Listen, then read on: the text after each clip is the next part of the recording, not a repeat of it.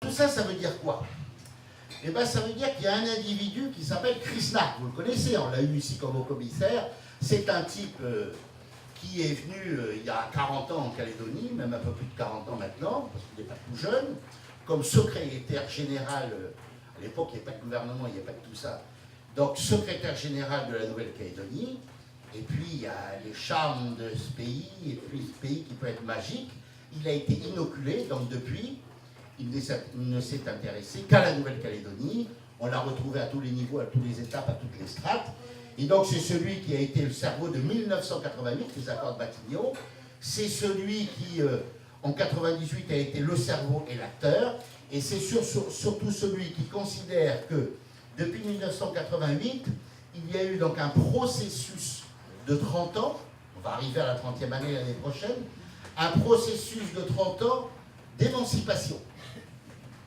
Un processus d'émancipation, un processus de décolonisation. Et donc à l'issue de ce processus de décolonisation, ça doit être l'indépendance, un pied dans l'indépendance.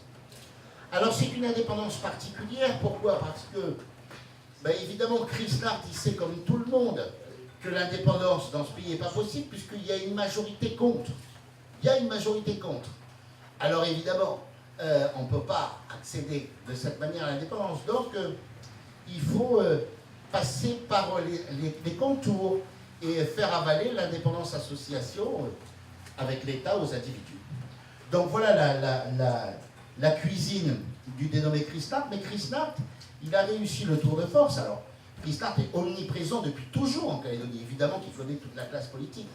Mais Krishna, il a réussi à mettre d'accord les partis indépendantistes, donc c'est évidemment l'intérêt premier, et puis également les partis non indépendantistes. Et je vais vous dire pourquoi et comment. Il a mis tout le monde d'accord. Et donc il y a le plan Krishna. Et le plan Krishna, c'est de nous faire avaler l'indépendance association avec l'État. C'est ça le plan Krishna. Et je voudrais tout de suite vous dire que l'indépendance association avec l'État, c'est une série de mots, mais ça veut dire l'indépendance. L'indépendance association avec l'État, ça veut dire l'indépendance. Il n'y a rien d'autre, parce que quand on est indépendant, on est libre de s'associer, de se désassocier. On est libre de s'associer avec l'État, ou on est libre de s'associer avec la Papouasie-Nouvelle-Guinée, comme le proposait Roch Wellington au congrès de la Calédonie.